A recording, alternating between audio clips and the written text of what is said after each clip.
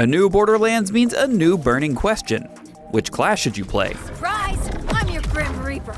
Since each Vault Hunter has 3 action skills, each of which is a skill tree, there's a pretty wide variety in terms of playstyles within each class. After some time with the final game, here's our breakdown of each Vault Hunter so you can decide who's best for you in Borderlands 4. That one. This guide was written by 4 different staff members, so I'll be tossing to them for their individual sections. But first, let's go over who I chose to play as. Vex, the Siren. You've overstayed your welcome. Vex is a lot of fun if you enjoy wreaking havoc and commanding units from a distance. At times, it felt like a light version of an RTS since 2 of her trees focus on phantoms or creatures that fight alongside her.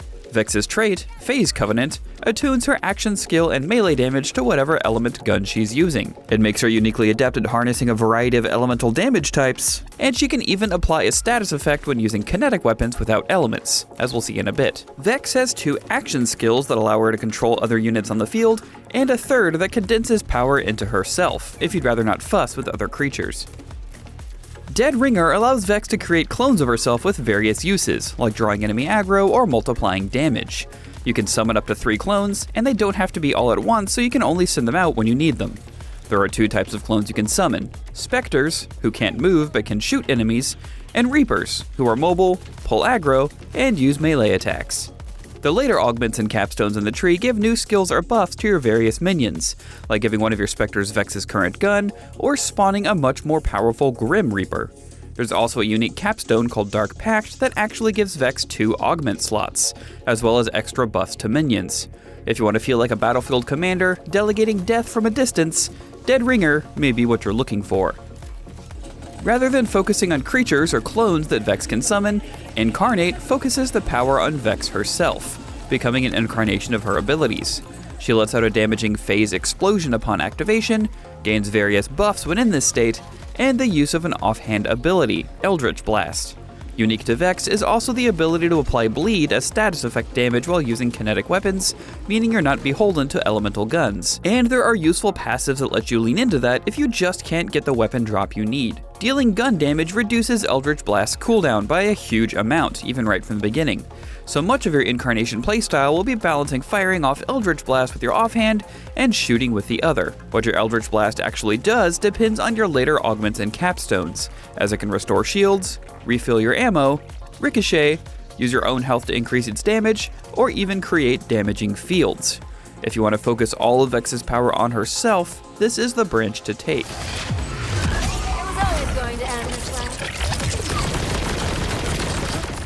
When Vex has Phase Familiar equipped as her action skill, she'll always have her Familiar Trouble with her, even when not using the skill. Instead, Phase Familiar teleports Trouble to where you're aiming while turning him into a badass, and granting various effects.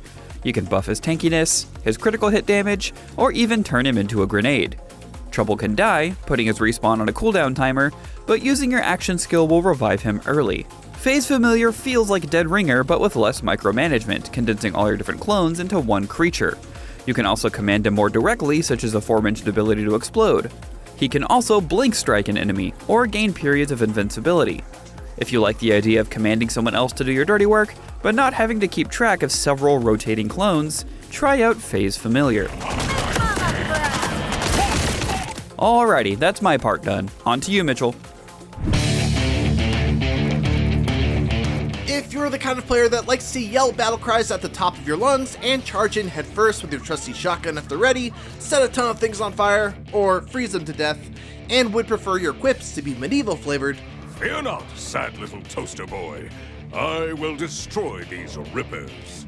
Well then, buddy, do I have the character for you. Amon is Borderlands 4's big burly brawler with skills that bolster his close range damage, survivability, and he even has an option to spec into incendiary and cryo damage. Let's dive into his skills and get into the finer details.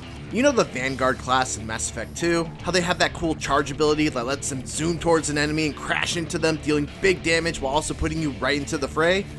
Onslaughter lets you do basically the same thing.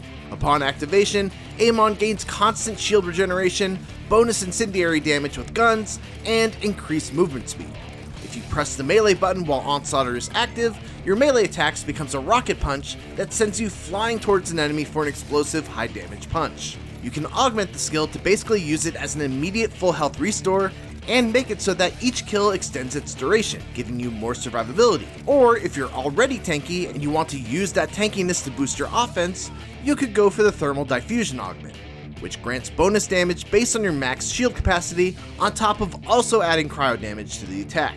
If you're looking to play with a squad, the Vengeance skill tree is a great choice, as many of its skills are all about helping the team. The main attraction is the Scourge action skill, which lets you hold up a shield to absorb all damage from the front and turn it into a resource called Vengeance. You can press the action button again to swing a flail that sends a wave of ice forward called a Forge Wave, which deals more damage the more Vengeance you have stored up. This skill tree is also very cryo damage forward, meaning if you have some really good cryo damage guns, it might be worth a respec to make the best use of them. You can also do some very good damage with ordnances, like grenades or heavy weapons, by investing in skills such as Scorch Kairos and Tail of the Comet. Scourge's Forge skill is Firewall, which allows you to deploy a stationary wall that deals incendiary damage to anyone close to it, and also increases damage and projectile speed for your whole party when they shoot through the shield, making it once again a great choice if you're playing with a squad. Any damage absorbed will also be converted into Vengeance if you have your action skill active, allowing you to use your flail for cryo damage even more frequently.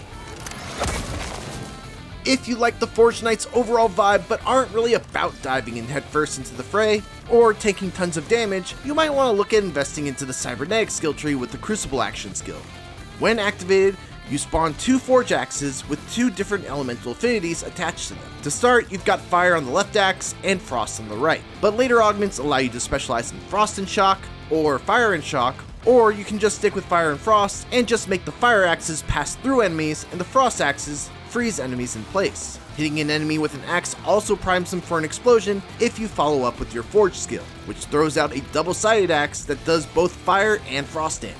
You have to play a little bit more conservatively if you go down this road as a Forgeknight, as you have fewer skills to choose from that focus on survivability. But on the flip side, you'll be able to put out massive damage by speccing into critical damage, critical chance, and can dump your points into a Forge drone that will attack enemies autonomously whenever you activate that skill. And that's it for me. Okay, Brian, it's your turn. Rafa is for the players who miss Axton, Zero, and a little bit of Salvador from Borderlands 2. While you aren't going to be able to merge the 3 into one playstyle, Rafa is the character to choose if you want that soldier class with a focus on explosive turrets that operate independently from the character, or that blade-wielding ninja zipping between enemies in a frenzy of fast-paced melee action. His main trait is Overdrive, a major boost to movement speed and gun damage that is intrinsic during any action skill duration and can be scaled to remain active long after his action skill has ended. With the action skill Apophis Lance, you sacrifice some gun accuracy and lose the ability to ADS with your main weapon, but the upside is you get to dual wield with a cannon in your other hand that deals shock damage to anything hit by its projectiles. If you aren't a fan of just a shock projectile, you can later scale the cannon, turning it into an incendiary laser that melts enemies, or a corrosive bomb that poisons everything in the splash zone.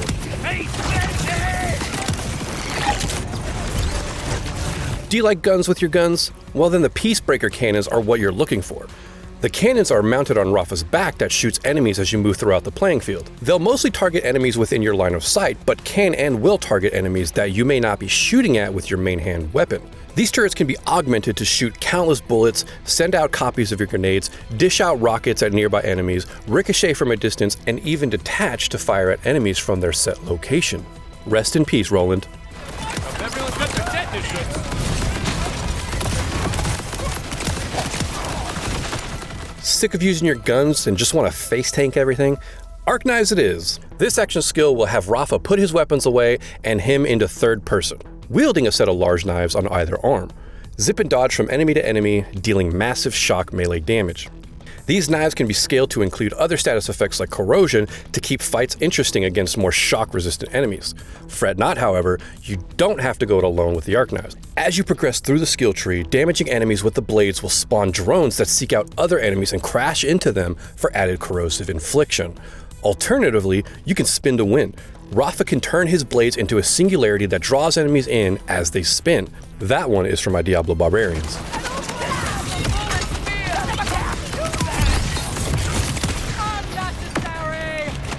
To go over the 4th and final Vault Hunter, let's toss it to Mark.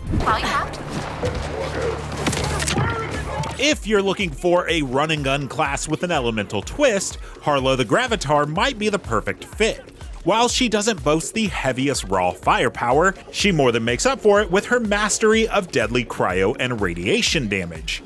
Harlowe's class trait, Entanglement, activates every time you use one of her action skills. Any damage dealt, whether from guns or skills, is shared across all entangled foes. The result? Harlowe can shred entire groups of enemies in record time. Speaking of action skills, Chroma Accelerator is the most straightforward of the bunch, unleashing the full power of cryo and radiation. When fired, Harlowe launches an energy pocket that leaves a freezing trail of cryo damage, immobilizing enemies caught in its path. Press the action button again to detonate the pocket, triggering a massive blast of radiation damage.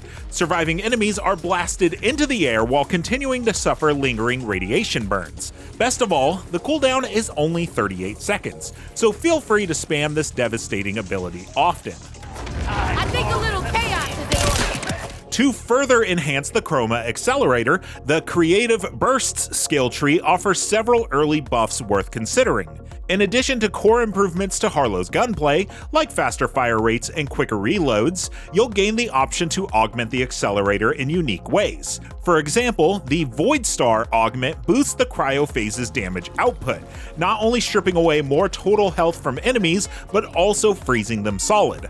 On the other hand, the Neutron Capture augment reduces the immediate radiation damage when igniting the Accelerator's energy pocket, but stores some of that power and channels it into Harlowe's weapon.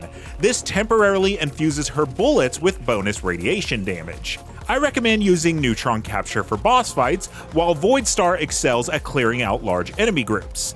If you're looking for a big explosive action skill that doesn't require a ton of thought, then Chroma Accelerator is for you.